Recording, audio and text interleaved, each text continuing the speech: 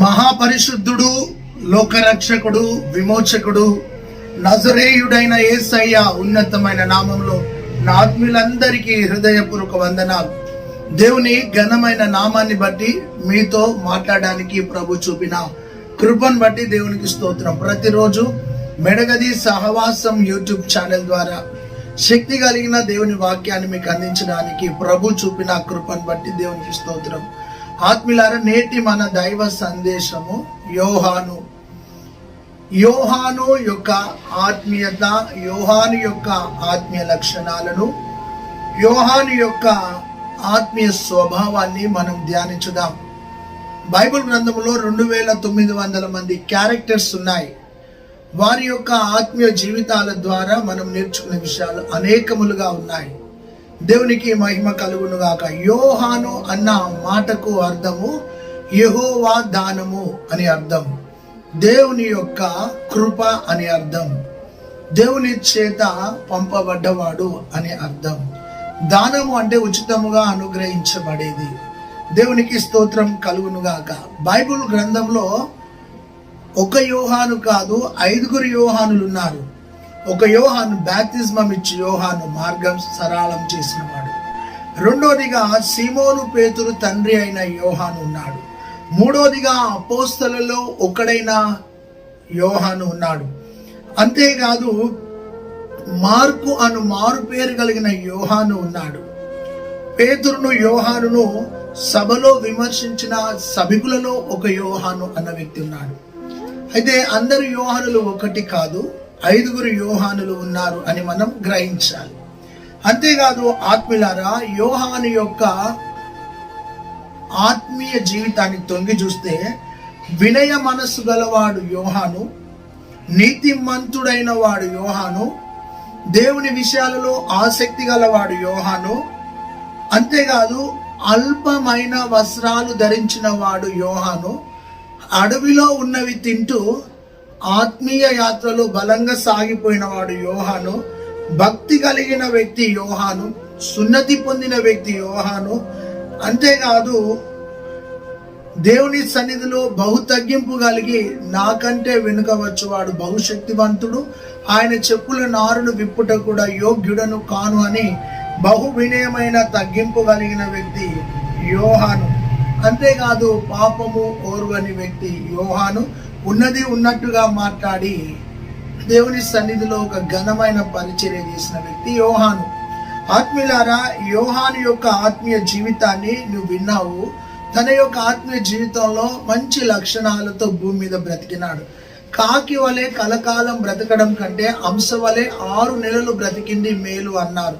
నీ ఆత్మీయ జీవితంలో ఒక మంచి భక్తిని, ఆదర్శవంతమైన భక్తిని, దీవనకరమైన జీవితాన్ని ఈ భూమి మీద నువ్వు జీవించాలని పరిశుద్ధాత్ముడు నీతో మాట్లాడుతున్నాడు.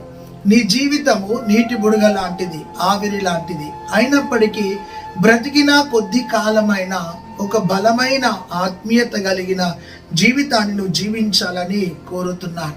ఆత్మీయులారా, అయితే యోహాను యొక్క ఆత్మీయ జీవితాన్ని చూస్తే చాలా మంచి మంచి లక్షణాలు తనలో ఉన్నాయి. అయితే కొన్ని విషయాలు మనం ధ్యానించుదాం. 7 ఆత్మీయ విషయాలు యోహాను ద్వారా మనం విందాం. దేవునికి స్తోత్రం కలుగును గాక. మొదటి మాటగా దేవుని ప్రణాళిక ద్వారా, దేవుని ఉద్దేశాల ద్వారా ఈ భూమి మీదకి పంపబడ్డ వ్యక్తి యోహాను. దేవుని ప్రణాళిక ద్వారా దేవుని ఉద్దేశములను నెరవేర్చడానికి భూమి మీదకి పంపబడ్డవాడు యోహాను. లూకాసు వార్త 1వ అధ్యాయము 13వ వచనములో ఉంటుంది. 1వ అధ్యాయం 13వ వచనంలో ఉంటున్న మాట ఏమిటంటే, ఆత్మీయంగా ఈ వాక్యం నేను బలపరచాలని ప్రభు నీతో మాట్లాడుతున్నాను. జకర్యా ఎలిజబెతులు ప్రార్థించగా ప్రార్థన దేవుడు ఆలకించి, దేవుడు తన దూతను పంపి నీకొక కుమారుని అనుగ్రహిస్తాను, అతడు నా కోసము జీవిస్తాడు, అతని పేరు యోహాను అని అతని యొక్క పుట్టు పూర్వోత్తరాలను, అతని జీవితాన్ని దూత ద్వారా పరలోకం నుండి పంపబడగా ఆ యొక్క దూత జకర్యా ఎలిజబెతులకు చక్కటి మాట చెప్పింది. దేవునికి స్తోత్రం. ఈ ఎలిజబెత్ మరియ యొక్క బంధువురాలు, యోసేపు యొక్క బంధువురాలు. ఆత్మీయులారా గమనించండి, ఇతడు ఒక 6 నెలలు యేసు ప్రభు కంటే ముందు పుట్టినవాడు. అయితే ఇతడు దేవుని ప్రణాళిక చేత, దేవుని ఉద్దేశాలను నెరవేర్చడానికి భూమి మీదకి పంపబడ్డవాడు. మొదటి మాట ఏంటంటే దేవుని ఉద్దేశము చేత పంపబడ్డవాడు. నా ఆత్మీయులారా, నువ్వు పుట్టినవు, నీ పుట్టుకకు విలువ తెలుసా? నువ్వెందుకు పుట్టావో నీకు తెలుసా?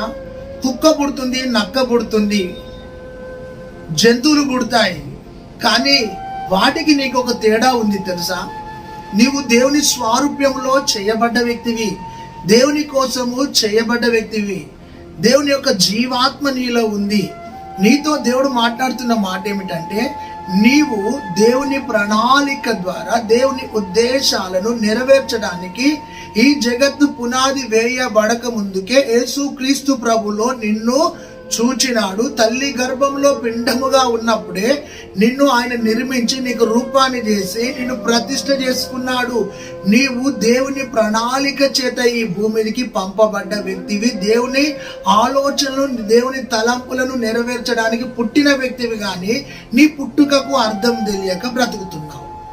అసలు నువ్వు ఎందుకు పుట్టావో నీకు తెలుసా? దేనికోసం పుట్టావో తెలుసా? ఈ లోక భోగాలను అనుభవించడానికి కాదు నువ్వు పుట్టింది.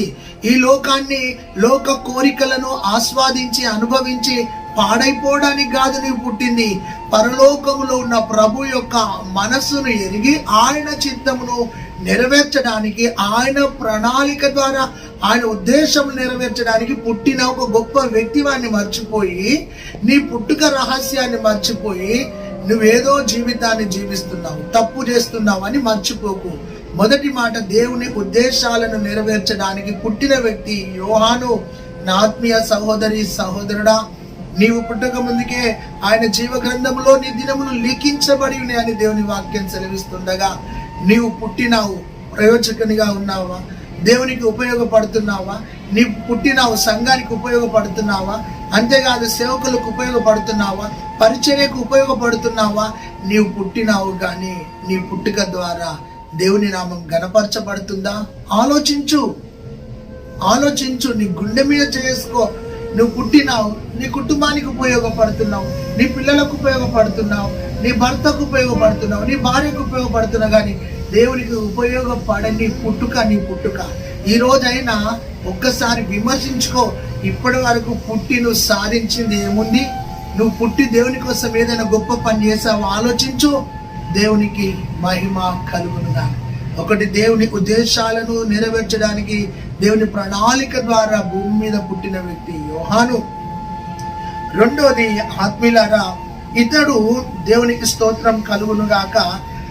లూకాసు వార్త 1వ అధ్యాయము 15వ వచనం. లూకాసు వార్త 1:15. రెండవ ఆత్మీయ లక్షణం ఏమిటంటే పరిశుద్ధాత్మతో నింపబడిన వ్యక్తి.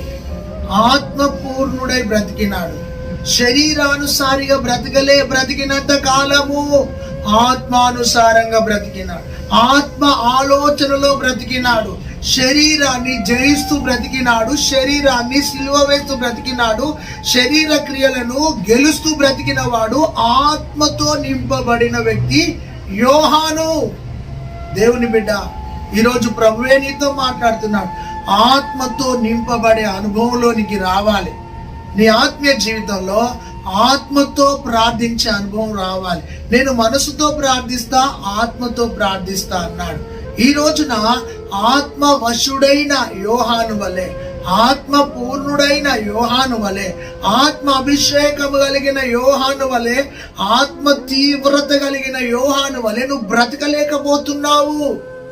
నువ్వు వాక్యంతో నింపబడాలి, ఆయన మహిమతో నింపబడాలి, అదే టైంలో ప్రార్థన శక్తితో నింపబడాలి, దేవుని ఆత్మతో నింపబడాలి. దేవునికి స్తోత్రం కలుగును గాక. దేవుని ఆత్మతో నిండిన వ్యక్తి అని వాక్యం రాయబడి ఉన్నది. దేవుని ప్రణాళిక ద్వారా భూమి మీద పుట్టి దేవుని ఉద్దేశాలను నెరవేర్చిన వ్యక్తి యోహాను. రెండోది, దేవుని ఆత్మతో నింపబడిన వ్యక్తి యోహాను. దేవునికి స్తోత్రం కలుగును గాక. ఈ లోకానుసారమైనవి నింపుకుంటున్నావు నీ మనసులో, నీ జీవితంలో, కానీ దేవుని ఆత్మతో నింపబడు.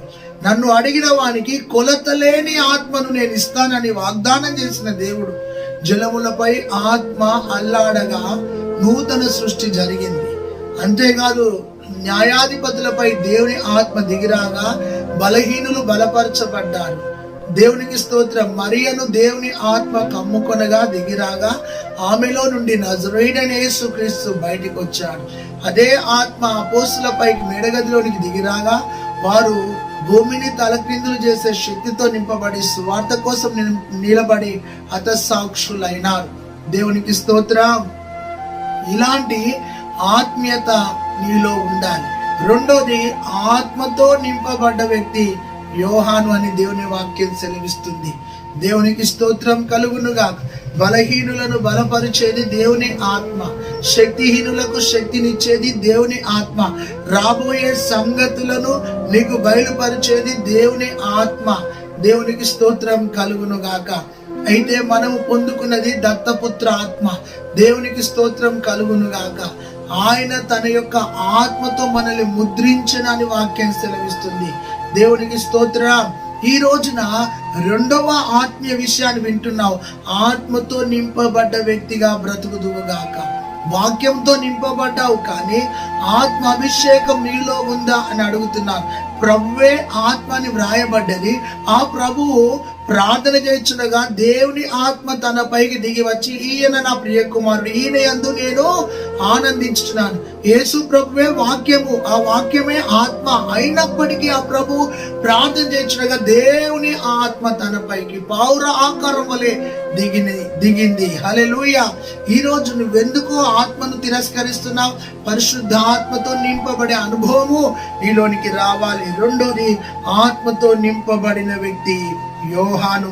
దేవునికి స్తోత్రం కలుగునుగాక.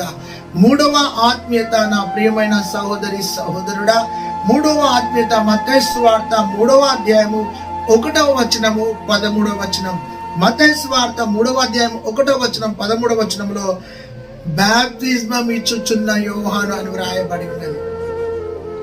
అనేకులకు క్రొత్త జన్మను అనుగ్రహించిన ఒక ఆత్మీయత కలిగిన వ్యక్తి యోహాను. గమనించండి, బాప్తిస్మ పరిచర్యలో ఉన్న వ్యక్తి, ఒక వ్యక్తి పాత జీవితం పాతి పెట్టబడి క్రొత్త వ్యక్తిగా జీవించాలి అని అనేకులను ప్రభువు దగ్గరికి నడిపించి బాప్తిస్మం ఇచ్చిన వ్యక్తి. దేవునికి స్తోత్రం కలుగునుగాక. అనగా ఆత్మలను కనుట అనే భారం కలిగిన వ్యక్తి, ఆత్మలను కనే రోదన కలిగిన వ్యక్తి, ఆత్మలను సమకూర్పు చేసే ఒక ఆత్మీయత కలిగిన వ్యక్తి అనేకులకు బాప్తిస్మం ఇచ్చుచున్నాడు. దేవునికి స్తోత్రం కలుగునుగాక. ఒకరోజు అదే మార్గంలో ప్రభువైన యేసు వచ్చి, నాకును బాప్తిస్మం ఇమ్ము, తండ్రి చిత్తం ఇలాగుంది అన్నప్పుడు, నీ చెప్పుల వారును విప్పుటకు కూడా యోగ్యుడను కాను అన్నాడు. ఆత్మీయులారా, తగ్గింపు కలిగి పరిచర్యలో నిలబడి అనేకులను కన్న వ్యక్తి యోహాను. దేవునికి స్తోత్రం కలుగునుగాక. దేవుడు ఈరోజు నీతో మాట్లాడుతున్న మాట ఏంటంటే, మొదటిగా దేవుని ప్రణాళిక ద్వారా దేవుని ఉద్దేశాలను నెరవేర్చడానికి పుట్టిన వ్యక్తి యోహాను. రెండోది, ఆత్మతో నింపబడి జీవించిన వ్యక్తి యోహాను. మూడోది, అనేకులను ప్రభు కోసం సంపాదించిన వ్యక్తి, బాప్తిస్మం ఇచ్చిన వ్యక్తి యోహాను. నా ఆత్మీయ సహోదరి సహోదరుడా, ఈరోజు ప్రభు నీతో చెప్తున్న మాట, ఆత్మలను కనే భారము నీకుందా? కనే శక్తి నీకుందా? లేదా కనకుండా నీవు ఒకవేళ ఆత్మీయంగా చెప్తున్నాను, గొడ్రాలు వలె, గొడ్డు వ్యక్తి వలె ఉన్నావా? ఆత్మల భారం లేకుండా, ఆత్మల వేదన లేకుండా, ఆత్మలో మూలువు లేకుండా నువ్వు కనని వ్యక్తిగా నువ్వు ఉన్నావేమో. ఈరోజు ఆత్మలను కనే శక్తిని పొందుకో. ఇతడు ప్రతిరోజు బాప్తిస్మాల పరిచర్యలో ఉన్నాడు. దేవునికి స్తోత్రం కలుగునుగాక. హల్లెలూయా. ఎంత ఆత్మీయత! దేవుని యొక్క దానము యోహాను అన్న మాటకు ఆ దానముగా పంపబడిన ఆ యొక్క యోహాను దేవుని కోసం ఎంతో చక్కటి పరిచర్య చేసినాడు. అతడు బాప్తిస్మం పరిచర్యలో నిలబడ్డ వ్యక్తిగా ఉన్నాడు. దేవునికి స్తోత్రం. నీ కుటుంబంలో ఉన్న వారు బాప్తిజం తీసుకున్నారా? నీ తోడబుట్టిన వారు బాప్తిజం తీసుకున్నారా? అసలు నువ్వు బాప్తిజం తీసుకున్నావా? నీ యొక్క బంధువులు బాప్తిజం తీసుకున్నారా? నీ తల్లిదండ్రులు బాప్తిజం తీసుకున్నారా? నీ అత్తమామలు బాప్తిజం తీసుకున్నారా అంటే తీసుకోలేదని నువ్వు చెప్తావు. అయితే నీవు వారినందరినీ మోటివేట్ చేసి బాప్తిజం వరకు నడిపించే బాధ్యత నీదే. ప్రభు నీతో మాట్లాడుతున్నాడు. పెళ్లిళ్ళకి తీసుకునే బాప్తిజం కాదు, ఆత్మీయంగా నీతో ప్రభు మాట్లాడుతున్నాడు. మారు మనసు విషయమై బాప్తిజం తీసుకోవాలని బోధించిన వ్యక్తి. హల్లెలూయా, దేవునికి స్తోత్రం. అది 3వ ఆత్మీయత. 4వ విషయాన్ని చూస్తే ఆత్మీయులారా, మత్తయి సువార్త 9వ అధ్యాయం 14వ వచనం, 9వ అధ్యాయం 14వ వచనంలో అనేక మంది శిష్యులను యోహాను గారు తయారు చేసినారు. శిష్యరికంలో నడిపించిన వ్యక్తి. కనగానే వారిని విడిచిపెట్టలే, తన వలే కొందరిని తయారు చేసినాడు. ఆత్మీయంగా దేవుడు నీతో మాట్లాడుతున్నాడు. శిష్యరికం అంటే ఏంటిది? తన వలె రోల్ మోడల్ గా అతడు మాదిరిగా ఉండి అనేకులను యోహాను వలె తయారు చేసిన మొట్టమొదటి ఒక ఆత్మీయత కలిగిన ఒక గురువుగా ఉన్నాడు, ఆత్మీయ బోధకునిగా ఉన్నాడు, ఆత్మల భారం కలిగిన వ్యక్తిగా ఉన్నాడు. అనేక మంది శిష్యులు యోహానును వెంబడించినారంట. దేవునికి స్తోత్రం. చాలా మంది ఫ్యాన్స్, ఫాలోవర్స్ ఉంటారు కానీ శిష్యరికంలో ఫాలోవర్స్ ఉండరు. గమనించండి, ఏలియా ఎలీషాను ఒక శిష్యునిగా తయారు చేసినట్టు, మోషే యెహోషువ కాలేబులను తయారు చేసినట్టు, పౌలు తిమోతిని శీలను తయారు చేసినట్టు, ఇతడు అనేక మంది శిష్యులను తయారు చేసినాడు. నేను వెళ్ళినా నా పరిచర్య వీళ్ళ ద్వారా జరగాలి. ఏక్ నిరంజన్, ఒక్కనే పాడుతా, ఒక్కనే ప్రకటిస్తా, ఒక్కనే స్వార్థ చెప్తా, ఒక్కనే వాక్యం చెప్తా, నువ్వు ఒక్కరిని బోల్డ్ అయిపోతే ఇక వెనకాల వచ్చిన వాళ్ళు కూడా అవుటే. గమనించండి, అంత హోల్ అండ్ సోల్ నేను ఒక్కనే చేస్తా అంటే నువ్వు దెబ్బతిని పడ్డావు అనుకో, మరో వ్యక్తిని తయారు చేయకుంటే సేవ పాడైపోతుంది. అంటే మానవ తలంపు వల్ల చేసే సేవ కాదు ఇతడు. నా వలే కొందరు శిష్యులను తయారు చేయాలి. శిష్యుడు అంటే ఏంటిది? సిలువ వేయబడాలి, లోకాన్ని విడిచిపెట్టాలి, సాక్రిఫైస్ ఉండాలి, దేవుని కోసము ఏది చేయడానికే సిద్ధపడ్డ వ్యక్తే. లోకాన్ని విడిచిపెట్టి, తల్లిదండ్రులు విడిచిపెట్టి, సమస్తాన్ని విడిచిపెట్టి ఆయనను వెంబడించిన వ్యక్తులే శిష్యులు. ఇతడు అనేక మంది శిష్యులను తయారు చేసినాడు. దేవునికి స్తోత్రం కలుగునుగా. సొంత సామ్రాజ్యాన్ని కట్టడానికి కాదు, దేవుని రాజ్యాన్ని కట్టడానికి, దేవుని యొక్క సేవ కోసం అనేకులను తయారు చేసిన ఒక గురువుగా ఉన్నాడు. దేవునికి స్తోత్రం. ఈరోజు ప్రభువే నీతో మాట్లాడుతున్నాడు. 4వ విషయాన్ని చూస్తే, ఇతడు అనేక మంది శిష్యులను తయారు చేసిన వ్యక్తిగా ఉన్నాడు. నా ఆత్మీయ సహోదరి సహోదరుడా, ప్రభువే నేను దర్శిస్తుండగా, ప్రభువే నీతో మాట్లాడుతుండగా నీవు కూడా కొందరిని నీ వలె తయారు చేయడం నేర్చుకో. ఒక మాట చెప్తున్నాను, వినండి. ఒక తాగుబోతు వ్యక్తి 4 తాగుబోతులను తయారు చేస్తాడు.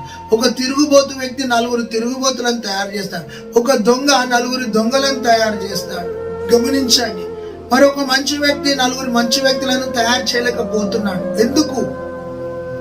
నీవు నీ వెనుక తరాన్ని మనసులో పెట్టుకొని నీవు కొందరిని దేవుని కోసం తయారు చేయాలని ప్రభు నీతో మాట్లాడుతున్నాడు.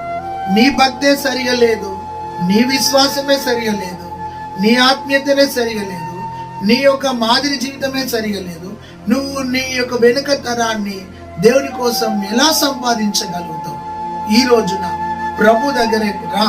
ప్రభువా, నేను కూడా కొందరు నీ కోసం సంపాదించాలి, తయారు చేయాలి. అలాంటి విశ్వాసం నాకు దయచేయి. దేవునికి స్తోత్రం.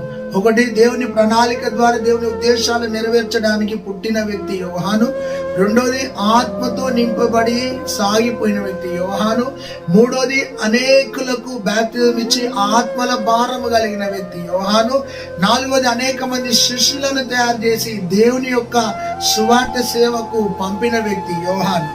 ఐదవదిగా చూస్తే, నా ఆత్మీయ సహోదరి సహోదరుడా, ప్రభువే నీతో మాట్లాడుతున్న మాట ఏమిటంటే, పరిశుద్ధాత్మ దేవుడు నీతో చెప్తున్న మాట. మరి లూకా సువార్త 3వ అధ్యాయము 8 నుండి 10 వచనాల వరకు చూస్తే, మారు మనసు విషయమై సువార్త ప్రకటించినాడు. ఓ సర్వ సంతానమా అన్నాడు. కొన్నిసార్లు మారు మనసు పొందండి, చెట్టు వేరున గొడ్డలు పెట్టబడి ఉన్నది, అది ఇప్పుడే నరకవేయబడుతుందని సూటిగా సువార్త చెప్పిన వ్యక్తి, సూటిగా గద్దించిన వ్యక్తి, సూటిగా బుద్ధి చెప్పిన వ్యక్తి, సూటిగా వాళ్ళను సవరించిన వ్యక్తి గద్దింపు పరిచర్య, బుద్ధి గల పరిచర్య చేసినాడు. చాలా మందికి ఈ కాలంలో స్వీట్ గా బోధించాలి, స్మార్ట్ గా బోధించాలి, నొప్పించగా బోధించాలి, తప్పించుకొని తిరిగినట్టుగా బోధించాలి. అలాంటి తీపి బోధలకు, సాఫ్ట్ బోధలకు ఆకర్షించబడ్డ వాళ్ళు ఎదుగరు, మరుగుజ్జు క్రైస్తవులుగా ఉంటారు. ఇతడు గద్దిస్తూ బోధించినాడు, మారు మనసు పొందుమని బోధించినాడు. సర్ప సంతానమా, దేవుని ఉగ్రత నుండి మిమ్మల్ని తప్పించువాడెవరు అని సూటిగా నొక్కి నొక్కి నొక్కి వారిని గద్దించి బోధించిన ఒక బలమైన బోధకుడు యోహాను. దేవునికి స్తోత్రం, హల్లెలూయా. ఎంత చక్కగా బోధించినాడో చూడండి. మారు మనసు పొందండి, మీ మనస్సు మార్చబడాలి, మీ మనస్సు వెలిగించబడాలి, మీ మనసులో రూపాంతరం జరగాలి. మీ పాత మనసును తొలగించుకోండి, మీ పాత మనసును విడిచిపెట్టి ఒక నూతన మనసులోనికి రండి. ఎప్పుడు ఎదుటి వ్యక్తుల లోపాలను, పాపాలను చూసి ఆ మూర్ఖపు మనసు మీలో ఉంది, మీరు మారు మనసు పొందుమని అతడు సువార్త ప్రకటించినాడు. దేవునికి స్తోత్రం, హల్లెలూయా.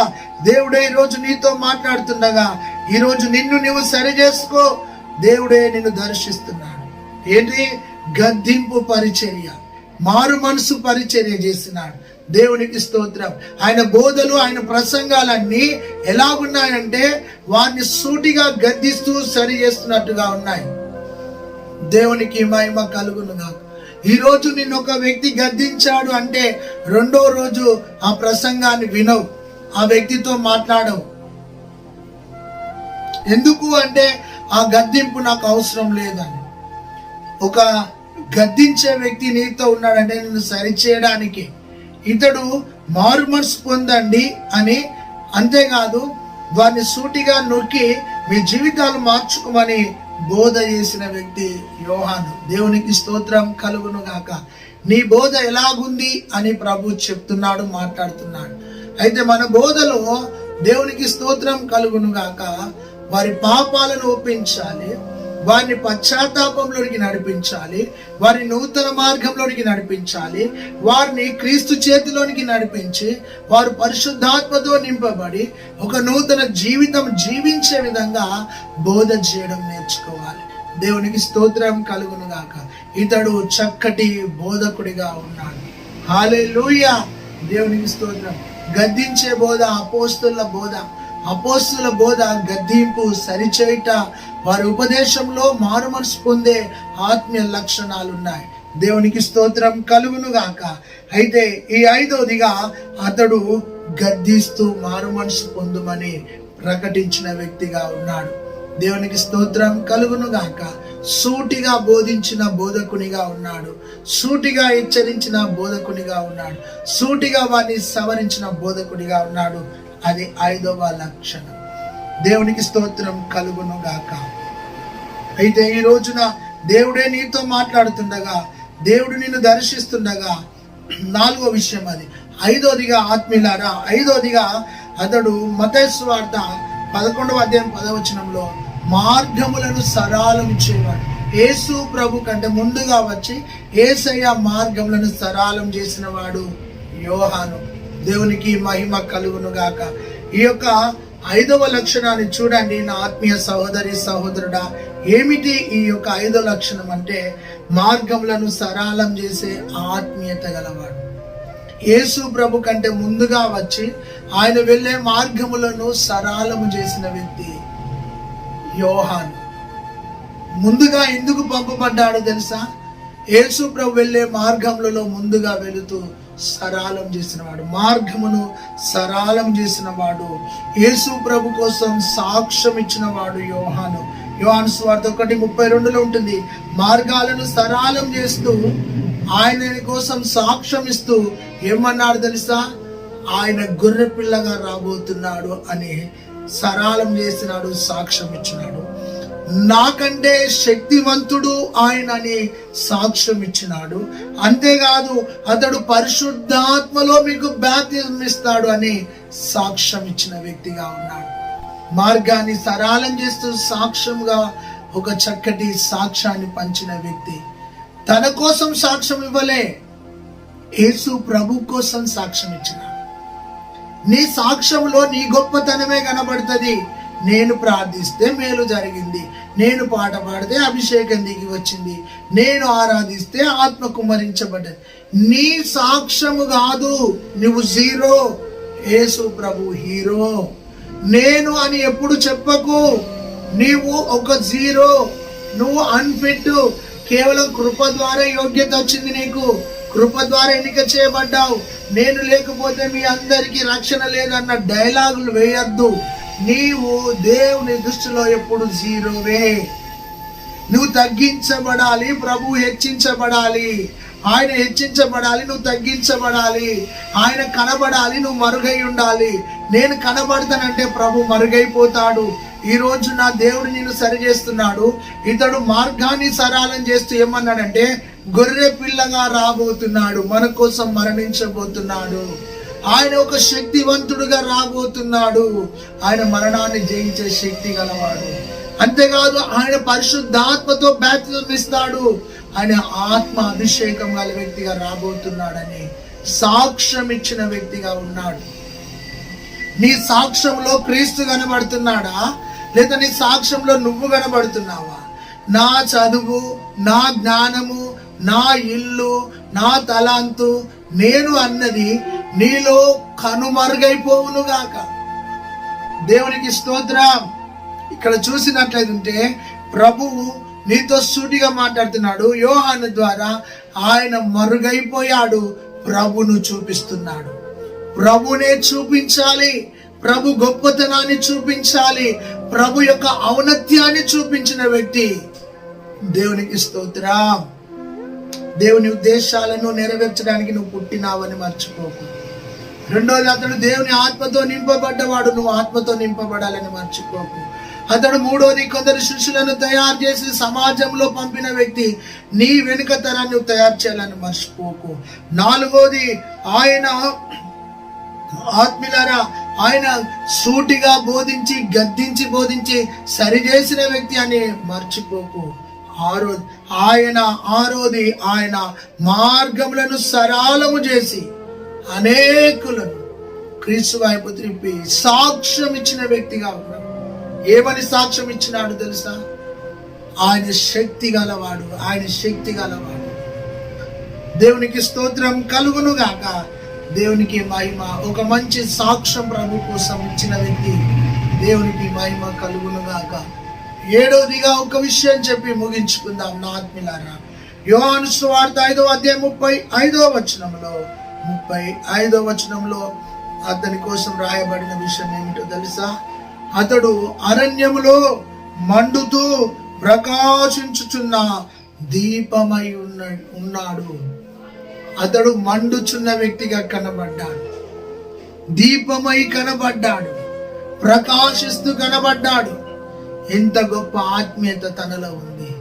నీ ఒక దీపమై వెలగాలని, నీ వెలిగించబడ్డ నీ దీపం మంచం కింద కొంచెం కింద కాకుండా దీప స్తంభం మీద నువ్వు పెట్టబడాలి. నీ సాక్ష్యమే ఒక దీపమై ఉండాలి. నీ యొక్క మాదిరి జీవితమే ఒక దీపమై ఉండాలి. నీ ప్రార్థన జీవితమే ఒక దీపమై ఉండాలి. నీవే ఒక దీపమై చీకటి బ్రతుకులను వెలిగించే వ్యక్తిగా నిలబడాలని ప్రభు నీతో మాట్లాడుతున్నాడు. స్కాట్లాండ్ దేశంలో చీకటి ప్రపంచాన్ని, అంతేకాదు ఇంగ్లాండ్ చీకటి ప్రాంతాన్ని, ఇంగ్లాండ్లో పుట్టిన డేవిడ్ లివింగ్స్టన్ చీకటి ప్రాంతానికి వెళ్ళి చీకటి ప్రాంతాలను వెలిగించిన వ్యక్తిగా ఉన్నాడు. చార్లెస్ పిన్ని చీకటి జీవితాలను వెలిగించిన ఒక దీపమై బ్రతికినాడు. ఈరోజు ప్రభు చెప్తున్న మాట ఏమిటో తెలుసా? అతడు మండుచు ఉన్న వ్యక్తిగా బ్రతుకుతున్నాడు. ఒక మంట నీలో ఉండాలి.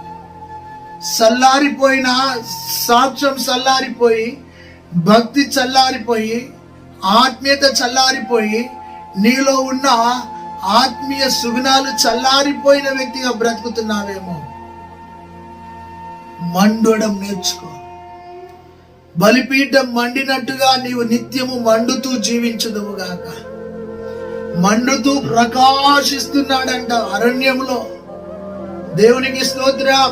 ప్రకాశించే అనుభవంలోనికి రా. ఎస్తేరు కోటలో ప్రకాశించినట్టుగా, దానియేలు బబులోనులో ప్రకాశించినట్టుగా, ఐగుప్తులో యోసేపు ప్రకాశించినట్టుగా నీ తరంలో నువ్వు ప్రకాశించే వ్యక్తిగా బ్రతుకు. నీ వోల్టేజ్ 0 ఉందా? బాత్రూంలో లైట్ 0 వోల్టేజ్ ఉంటుంది, అది పనికి రానిదే. ఇంట్లో 60 వోల్టేజ్ ఉంటుంది, 100 వోల్టేజ్ ఉంటుంది, ఫంక్షన్లలో 1000 వోల్టేజ్ ఉంటుంది, అన్ని లైట్లే. అని నీ వోల్టేజ్ ఎంత? నీ వోల్టేజ్ ఎంత? నువ్వు ఇంకా 0 వోల్టేజ్లోనే భక్తి చేస్తున్నావేమో. నీ భక్తిలో శక్తి ఉండాలి, నీ భక్తిలో బలం ఉండాలి, నీ భక్తిలో వైరాగ్యం ఉండాలి, నీ భక్తిలో సాహసం ఉండాలి, నీ భక్తిలో త్యాగం ఉండాలి. ప్రకాశించే వ్యక్తిగా బ్రతుకు. ఈరోజు సూటిగా నా ప్రభువే నీతో చెప్తుండగా ప్రకాశించలేకపోతున్నావు, మండలేకపోతున్నావు. ఎమ్మాయి శిష్యులు అన్నారు, ఆ బోధకుడు మనతో మాట్లాడుతుండగా మన హృదయములు మనలో మండలేదా? నీ మంట సల్లారిపోయింది, నువ్వు ప్రకాశించలేక ఆరిపోతున్నావు. ఒక దీపమై అతడు కనబడ్డాడు. దేవునికి స్తోత్రం. బుద్ధి గల వారు దీపాలు పట్టుకున్నారు, బుద్ధి లేని వాళ్ళు దీపాలు పట్టుకున్నారు. దీపమే నీ జీవితం, దీపమే నీ యొక్క ఆత్మీయ జీవితం. ఆ దీపాలు నా ప్రభు కోసం పెళ్లి కుమారుడు రాబోతుండగా దీపాంతాలు పట్టుకున్నారు. 5 దివిటీలు ఆరిపోతున్నాయి, 5 దివిటీలు వెలుగుతున్నాయి. ఆరిపోతున్న వారు వచ్చి అంటున్నారు, అయ్యా మాకు కొంచెము నూనె పోయండి.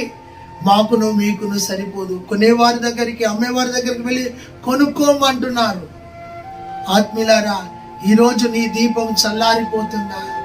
అభిషేకం అనే తైలము లేదు నీ జీవితంలో, అభిషేకం అనే నూనె లేదు నీ జీవితంలో. ప్రదీపములు నిత్యము వెలుగునట్లుగా యాజకుడు దీపముల దగ్గర నూనె పోస్తూ దీపాంతాలను వెలిగించాలి. ఆయనే ఈ రోజు నిన్ను వెలిగించగా నీ దీపాన్ని ఆర్పేసుకుంటున్నావేమో. ఈ రోజు నీ దీపం వెలగాలంటే నూనె అవసరమై ఉన్నది. ఆ నూనెయే పరిశుద్ధాత్మ. ఆ పరిశుద్ధాత్ముడు నిన్ను వెలిగించడానికి ఇష్టపడుతున్నాడు. ఆ పెళ్లి కుమారుడు రాగా 5 దివిటీలు వెలిగినాయి. ఆ దివిటీలు వెలిగిన వారు పెళ్లి విందుకు వెళ్ళిపోయారు, పెళ్లి కుమారుతో వెళ్ళిపోయారు. దివిటీలు ఆరిపోతున్న వారు, దీపాలు ఆరిపోతున్న వారు విడువబడ్డారు. వారు కొనుక్కొని రాగానే ఆ పెళ్లి కుమారుడు తలుపులు వేసినాడు. ఈ రోజున నీ దీపం ఆరిపోతే నీ ఆత్మ జీవితంలో ఎత్తబడలేవు. నువ్వు ఎత్తబడాలంటే నీ దీపం వెలిగించబడాలి.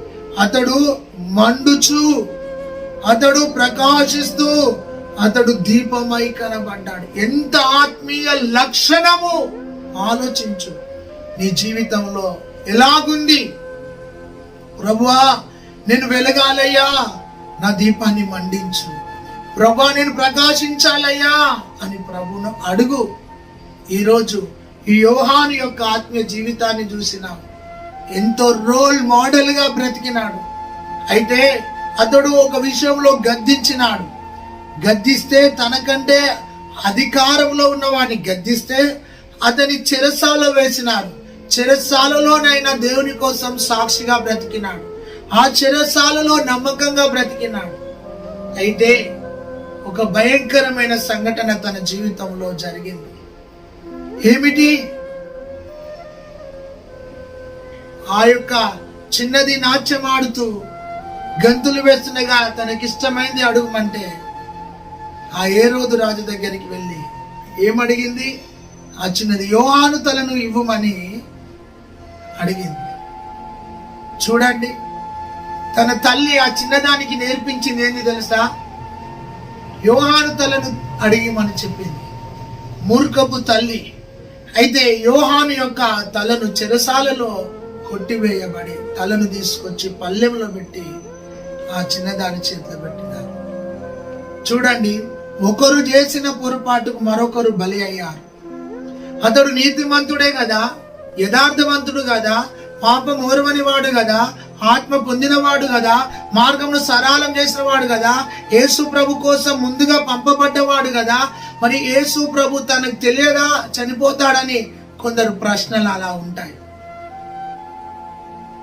యేసు ప్రభు కంటే ముందుగా వచ్చి తన పనిని తను సక్సెస్ఫుల్ గా ముగించిండు. ఆలోచించు. భౌతిక మరణము కాదు మనం, ఆత్మీయ మరణం నీలో ఉంటే నువ్వు నిజంగా ఆత్మీయంగా చచ్చిన స్థితిలో ఉన్నట్టే.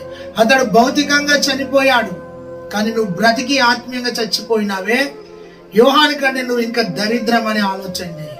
యోహాను ఒక సాక్షిగా అత సాక్షిగా నిలబడ్డాడు. ఆలోచించండి.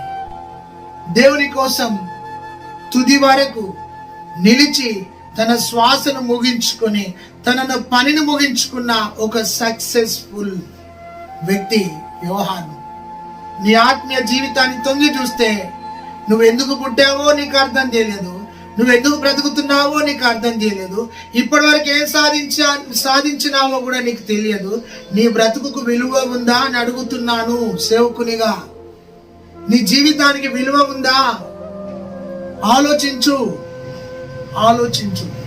ఇతడు దేవుని సన్నిధిలో కనుమరుగైనాడు, కానీ తన పనిని తూతం ముట్టించిన వ్యక్తిగా ఉన్నాడు.